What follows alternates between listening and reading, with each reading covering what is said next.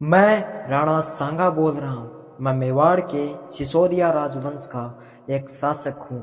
मैं मेवाड़ के शासक राणा रायमल का तीसरा पुत्र हूँ। मेरा जन्म 12 अप्रैल 1482 को हुआ था। मैं राणा रायमल का तीसरा पुत्र होने के उपरांत भी मेवाड़ के सिंहासन पर बैठता हूँ, क्योंकि एक भविष्यकर्ता के अनुसार मैं ही मेवाड़ का शासक बनना तय था। लेकिन मेरा ये सिंहासन का सफर इतना आसानी भरा नहीं होने वाला था, क्योंकि मेरे दो बड़े भाई कुंवर पृथ्वीराज और कुंवर जयमल अब सिंहासन के लिए मेरे दुश्मन बन चुके थे। एक बार तो मेरे दोनों भाइयों ने मुझे मारने की कोशिश की और उसी रंजिश में मेरी एक आंख फूट गई।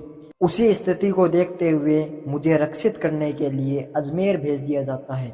सन 1509 में मैं श्रीनगर अजमेर के करमचंद सिंह पंवार की सहायता से अपने भाइयों को हराते हुए मेवाड़ के सिंहासन पर बैठता हूँ। और अब यहाँ से शुरू होता है मेरी जिंदगी का स्वर्णिम अध्याय। सिंहासन पर बैठने के बाद मैंने सभी राजपूत राजाओं के साथ संधियां करनी शुरू कर दी और सभी राजपूत राजाओं को एक छत्र के नीचे लाने का प्रयास शुरू कर दिया। इस प्रकार सभी राजपूतों को जोड़ते जोड़ते मैं अपने इस राजपूत साम्राज्य को फैलाता चला गया। अब जैसे ही इब्राहिम लोदी को पता चला कि सारे राजपूत एकता करके मेरे क्षेत्रों पर एक एक करके कब्जा कर रहे हैं, तो वह सन 1517 में अपनी सेना को लेकर मेवाड़ की ओर बढ़ता है। तो मैं भी सुल्तान लोदी का स्वागत करने के लिए अपनी सेना के साथ उसका खतौली में इंतजार कर रहा हूँ। मेरे और लोदी के बीच युद्ध हुआ और लोदी को हारकर वापस भागना पड़ा। उसके ही अगले वर्ष यानी 1518 में लोदी ने अपने सेनापति मियां माखन के साथ फिर से मुझसे लड़ने के लिए अपनी सेना भेजी। इस बार मैं उसका इंतजार धौलपुर के पास बाड़ी नामक जगह पर कर रहा था। फिर से युद्ध हुआ और उन्हें भागना पड़ा। अगले ही साल सन 1519 में मेरे और गुजरात एवं मालवा की संयुक्त सेनाओं के मध्य गागरोन की लड़ाई हुई। इसमें हमारी जीत हुई और राजपूत संघ ने चंदेरी किले के साथ साथ अधिकांश मालवा पर अपना अधिकार जमा लिया। यह अधिकांश मालवा और चंदेरी की विजय मेरे अकेले के बस की बात नहीं थी। यदि सिलवाड़ी और मेदिनी राय जैसे शक्तिशाली राजपूत राजा मेरा साथ नहीं देते, लेकिन अभी भी पूरा मालवा राजपूतों के अधीन नहीं था, तो मैं मेरी सेना और राव मेमरदेव के राठौड़ों के साथ गुजरात की ओर बढ़ चुका हूँ। इस प्रकार हम गुजरात को पार करते हुए मालवा की सेना से दो दो हाथ करने के लिए आगे बढ़े। हमने उनकी सेना को पछाड़ा और सुल्तान महमूद को बंदी बनाया और अब पूरा मालवा हमारे कब्जे में था। अब मालवा में मैंने एक राजपूत शासक बैठा दिया और जजिया कर को हटा दिया और सुल्तान को बंदी बनाने के बाद 6 महीने तक अपने पास रखा और उसके बाद उसे रिहा कर दिया। अब आगे 1520 ईस्वी में गुजरात के ईडर राज्य के लिए उत्तराधिकारी की दौड़ शुरू हुई, तो मैंने ईडर के सिंहासन पर राणा जयमल को बैठा दिया। लेकिन यह भी इतना आसान नहीं था, क्योंकि गुजरात के सुल्तान मुजफ्फर शाह उस गद्दी पर अपने सहयोगी भारमल को बैठाना चाहते थे, तो उन्होंने जयमल को हराने के लिए ईडर में अपनी सेना भेज दी।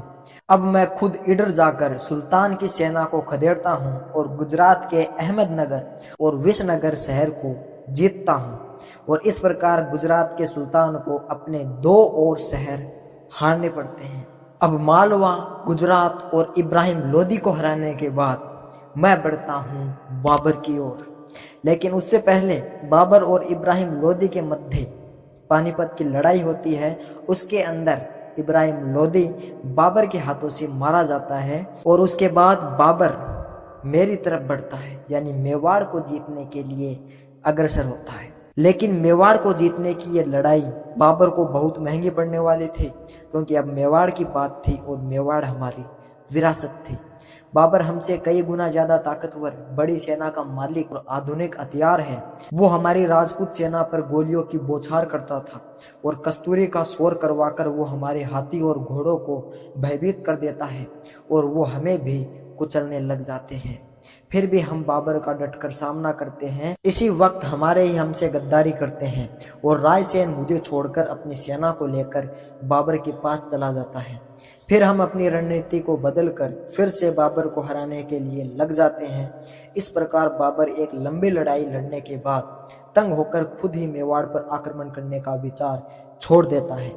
लेकिन कुछ समय बाद बाबर फिर से राजपूतों के ऊपर हमले करना शुरू कर देता है। अब मैंने सोच लिया, अब या तो बाबर नहीं या मैं नहीं। 21 फरवरी 1527 को मैंने मुगल ग्राम पर हमला किया और उसे नष्ट कर दिया, लेकिन बाबर मुझे नहीं मिला। उसके बाद 16 मार्च 1527 को मेरे और बाबर के बीच खानवा के अंदर युद्ध हुआ और उस युद्ध में बाबर की आधुनिक तकनीकों से मैं हार गया। वो युद्ध मेरा और बाबर का अंतिम युद्ध था। उसके बाद मुझे बाबर मेरी मृत्यु तक नहीं मिला। 30 जनवरी 1528 को मैं अपने मेवाड़ को छोड़कर हमेशा के लिए चल देता हूँ, लेकिन मेरी मौत का कारण कोई और नहीं बल्कि मेरे ही अपने सरदार थे। मेरे ही अपने सरदारों ने मुझे जहर देकर मार दिया ताकि बाबर के साथ युद्ध और ना बढ़े।